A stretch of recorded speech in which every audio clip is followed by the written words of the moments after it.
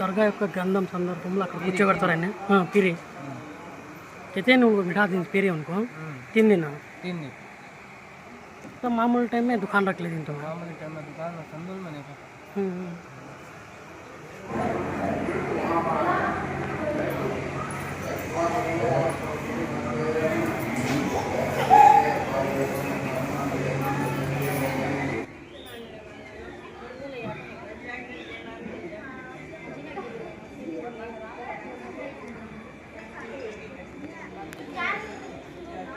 హజరత్ బాబా ఫక్రుద్దీన్ రహమతుల్లా అలై దర్గా భారతదేశంలో అతి ప్రఖ్యాతిగాంచిన దర్గా. ఈ దర్గా మనకు ఆంధ్రప్రదేశ్ రాష్ట్రంలోని ఉమ్మడి అనంతపురం జిల్లాలో పెనుగొండలో ఉన్న పెనుగొండ బాబా ఫక్రుద్దీన్ రహమతుల్లా అలై గారి దర్గా ఎంతో ప్రత్యేకమైనది. మనం ఈ వీడియోలో బాబా ఫక్రుద్దీన్ రహమతుల్లా అలై గారి పూర్తి బయోగ్రఫీ ఈ వీడియోలో తెలుసుకుందాం రండి. హజరత్ బాబా ఫక్రుద్దీన్ రహమతుల్లా అలై గారు హజరత్ సుల్తాన్ సయ్యద్ హుసేన్ మరియు సయ్యదా బీబీ ఫాతిమా సాగిర్ దంపతులకు ఇరాన్ దేశంలోని సిస్తాన్ అనే పట్టణంలో జూన్ 26, 1169లో రంజాన్ నెల 26వ రోజున జన్మించడం జరిగింది. హజరత్ బాబా ఫక్రుద్దీన్ రహమతుల్లా అలై గారు రాజవంశానికి చెందినవారు. వీరు సిస్తాన్ మరియు షాపూర్ రాజ్యాలను పరిపాలించేవారు. హజరత్ బాబా ఫక్రుద్దీన్ రహమతుల్లా అలై గారు ఒక గొప్ప రాజు అయినప్పటికీ ఆయనకు రాజ్యం మీద రాజరికం మీద ఎటువంటి కోరిక ఉండేది కాదు. ఆయన ఎక్కువ సమయాన్ని అల్లా యొక్క జికర్లో గడిపేవారు. హజరత్ బాబా ఫక్రుద్దీన్ రహమతుల్లా అలై గారికి దైవ ప్రవక్త ముహమ్మద్ రసూలల్లాహ్ సల్లల్లాహు అలైహి వసల్లం గారు ప్రసన్నమయ్యి దైవ సందేశాలను ప్రజలకు అందించాలని ఆదేశించడం జరిగింది. అంతటితో తన తల్లి అనుమతితో రాజ్యాన్ని రాజ్యాధికారాన్ని వదిలి భారతదేశానికి వచ్చారు. భారతదేశంలోని తమిళనాడులో ఉన్న తిరుచునాపల్లికి చేరుకుంటారు. తిరుచునాపల్లిలో హజరత్ బాబా ఫక్రుద్దీన్ రహమతుల్లా అలై గారు హజరత్ నత్తర్ అలీ తబ్లే ఆలం గారిని కలుసుకుంటారు. నత్తర్ అలీ తబ్లే ఆలం గారు హజరత్ బాబా ఫక్రుద్దీన్ రహమతుల్లా అలై గారిని తన మురీదుగా స్వీకరించి ఆయనకు ఎంతో దైవ జ్ఞానాన్ని బోధించారు. హజరత్ బాబా ఫక్రుద్దీన్ రహమతుల్లా అలై గారు జన్మించినప్పుడే ఆ సర్వశక్తివంతుడైన ఆ అల్లా ద్వారా వారికి విలాయత్ అనుగ్రహించబడింది. తద్వారా హజరత్ బాబా ఫక్రుద్దీన్ రహమతుల్లా అలై గారు తన చిన్నతనం నుండే ఎన్నో మహిమలు చూపేవారట. హజరత్ బాబా ఫక్రుద్దీన్ రహమతుల్లా అలై గారు తిరుచునాపల్లిలో నత్తర్ అలీ తబ్లే ఆలం గారి దగ్గర 24 సంవత్సరములు శిష్యుడిగా ఉన్నారు. హజరత్ తబ్లే ఆలం బాషా గారు బాబా ఫక్రుద్దీన్ రహమతుల్లా అలై గారిని పిలిచి తన చేతిలో మిస్వాక్ కర్రను ఉంచి ఇలా అంటారు: ఏ ఫక్రుద్దీన్, నేను మీకు కావలసిన జ్ఞానాన్ని మరియు విద్యను అందించాను. ఇకపై మీరు తిరుచునాపల్లి విడిచి ప్రజలకు ఇస్లాం సందేశాలను బోధించవలసిన సమయం వచ్చింది. మీరు ఏ ప్రదేశానికి వెళ్ళాలి అనేది ఈ మిస్వాక్ కర్ర చెబుతుంది. ఎక్కడైతే ఈ మిస్వాక్ చిగురించి మొక్కలా మారుతుందో అదే మీరు ఉండవలసిన ప్రదేశం అని తబ్లే ఆలం బాషా గారు హజరత్ బాబా ఫక్రుద్దీన్ రహమతుల్లా అలై గారితో చెప్తారు. అలా తమ గురువు గారి ఆదేశం మేరకు హజరత్ బాబా ఫక్రుద్దీన్ రహమతుల్లా అలై గారు తిరుచునాపల్లి నుండి తన ప్రయాణాన్ని మొదలుపెట్టి ఇస్లాం గురించి బోధనలు చేస్తూ పెనుగొండ వరకు చేరుకుంటారు.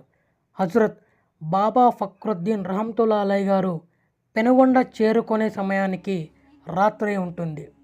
ఈ రాత్రి ఇక్కడే గడిపి తెల్లవారేసరికి తమ ప్రయాణాన్ని మొదలు పెడదాం అనుకొని తమ గురువుగారు ఇచ్చినటువంటి మిస్వాక్ నేలపై ఉంచి హజరత్ బాబా ఫక్రుద్దీన్ రహమతుల్లాహి గారు నిద్రిస్తారు. తెల్లవారింది. తెల్లవారుజామున అక్కడ జరిగినటువంటి సంఘటనను చూసి హజరత్ బాబా ఫక్రుద్దీన్ రహమతుల్లాహి గారు ఎంతో ఆశ్చర్యపోతారు. తమ గురువుగారు చెప్పినట్టే మిస్వాక్ కర్ర చిగురించి మొక్కలా మారింది. ఇప్పటికీ కూడా హజరత్ బాబా ఫక్రుద్దీన్ రహమతుల్లాహి గారి దర్గాలో ఆ మిస్వాక్ చెట్టు ఇక్కడే ఉంది. ఆ తర్వాత హజరత్ బాబా ఫక్రుద్దీన్ రహమతుల్లాహి గారు ఇదే నేను ఉండే స్థలం అని నిశ్చయించుకుంటారు. హజరత్ బాబా ఫక్రుద్దీన్ రహమతుల్లాహి గారు పెనుగొండలోనే ఉంటూ దైవ సందేశాలను ప్రజలకు బోధిస్తూ వస్తారు. ఇలా హజరత్ బాబా ఫక్రుద్దీన్ రహమతుల్లాహి గారు పెనుగొండలోనే ఉంటూ దైవ సందేశాలను ప్రజలకు బోధిస్తూ వస్తారు. పెనుగొండలో జంగామయ్య అనే వ్యక్తి బాబా గారిని చూసి ఓర్వలేకపోయాడు. అతను బాబా గారిపై మంత్రప్రయోగం చేసి బాబా గారిని హాని కలిగించాలని చూస్తాడు.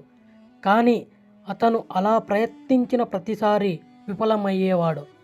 ఇలా కాదు అని పెనుగొండలోని ప్రజలు ఎవ్వరూ కూడా బాబా గారికి మరియు తన తోటి వారికి ఆహారం ఇవ్వకూడదు అని చెప్పి అలా బాబా గారికి ఆహారం రాకుండా చేస్తాడు. ఒకరోజు బాబా గారు ఉంటున్న స్థలం దగ్గర కొందరు రాజభటులను ఉంచి బాబా గారిని బయటికి రాకుండా చేస్తారు. అలా 3 రోజులు గడిచిన తర్వాత బాబా గారు మురాహ్బా చేసి ఒక కషాయాన్ని పిలిపించి ఒక ఎద్దును జుబా చేయమని చెబుతారు. ఆ ఎద్దు యొక్క తల మరియు కాళ్లను జాగ్రత్త చేయమంటారు. ఆ తర్వాత ఈ విషయం జంగామయ్యకు తెలుస్తుంది. వెంటనే అతను రాజు వద్దకు వెళ్ళి ఒక ఫకీరు ఎక్కడి నుంచో వచ్చి మన మందిరపు ఎద్దును చంపేశాడు అని చెబుతారు. జంగామయ్య మాటలు విన్న ఆ రాజు తన భటులతో కలిసి జంగామయ్యను తీసుకొని బాబా గారి వద్దకు వస్తారు. అప్పుడు బాబా గారితో జంగామయ్య ఇలా అంటారు, మా ఎద్దును మాకు ఇచ్చేయండి, లేకపోతే మిమ్మల్ని అందరినీ చంపేస్తామని అంటారు. దానికి బదులుగా బాబా గారు ఆ ఎద్దుకు బదులుగా మరో 2 ఎద్దులు ఇస్తామని అంటారు.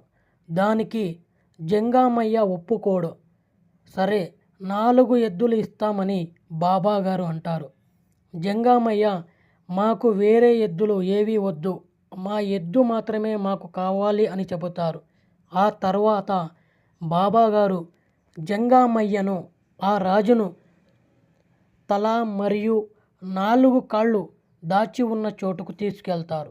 అక్కడ బాబా గారు తన కత్తితో గట్టిగా కొట్టి అల్లా పేరును తలుచుకోగానే ఆ ఎద్దు మళ్ళీ బ్రతికి వస్తుంది.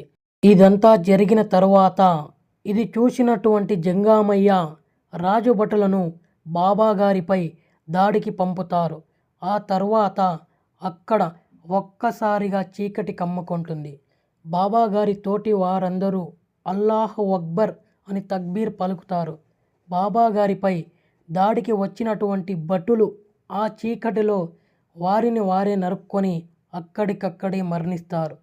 ఆ సంఘటన తరువాత హజరత్ బాబా ఫక్రుద్దీన్ రహమతుల్లాహి గారు రాజు వద్దకు వెళ్ళి ఇలా అంటారు, ఎవరిలో అయితే ఈ ప్రపంచపు కోరికలు పూర్తిగా నశిస్తాయో వారు తమ మరణం తర్వాత కూడా యుగాంతం వరకు ఆలమే బహాలో సజీవులుగా ఉంటారు మరియు ఈ భూమి వారి శరీరాన్ని ఏమీ చేయదు. ఎన్ని యుగాలు గడిచినా వారి శరీరం ఎప్పటిలాగే తాజాగా ఉంటుంది అని అంటారు. బాబా గారి మాటలు విని రాజు నాకు నమ్మకం రాలేదు అంటాడు.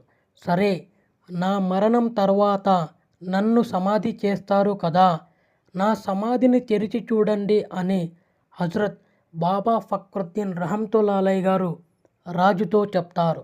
దానికి రాజు అప్పటి వరకు నేను బ్రతికి లేకుంటే ఏమి చెయ్యమంటారు అని అంటాడు. దానికి బాబా గారు నేను అల్లా వద్ద దువా చేస్తాను, నా ఆయుష్లో నుండి మీకు 40 ఏళ్ల ఆయుష్ ప్రసాదించమని అంటారు. ఈ సంఘటన జరిగిన 40 రోజులకు హజరత్ బాబా ఫక్రుద్దీన్ రహమతుల్లాహి గారు మరణిస్తారు. హజరత్ బాబా ఫక్రుద్దీన్ రహమతుల్లాహి గారి మాట ప్రకారం రాజు హజరత్ బాబా ఫక్రుద్దీన్ రహమతుల్లాహి గారు మరణించిన 40 రోజుల తర్వాత బాబా గారిని సమాధి తెరిచి చూస్తాడు. సుబ్హానల్లాహ్, బాబా గారి శరీరం అలానే చెక్కు చెదరకుండా ఉంటుంది. ఆ తరువాత ఆ రాజు మళ్ళీ 40 సంవత్సరముల తరువాత బాబా గారి సమాధిని తెరిచి చూస్తాడు. 40 సంవత్సరముల తరువాత కూడా బాబా గారి శరీరం అలానే తాజాగా చెక్కు చెదరకుండా ఉంటుంది. బాబా ఫక్రుద్దీన్ రహమతుల్లాహి గారు 1295వ సంవత్సరంలో పర్దా కావడం జరుగుతుంది.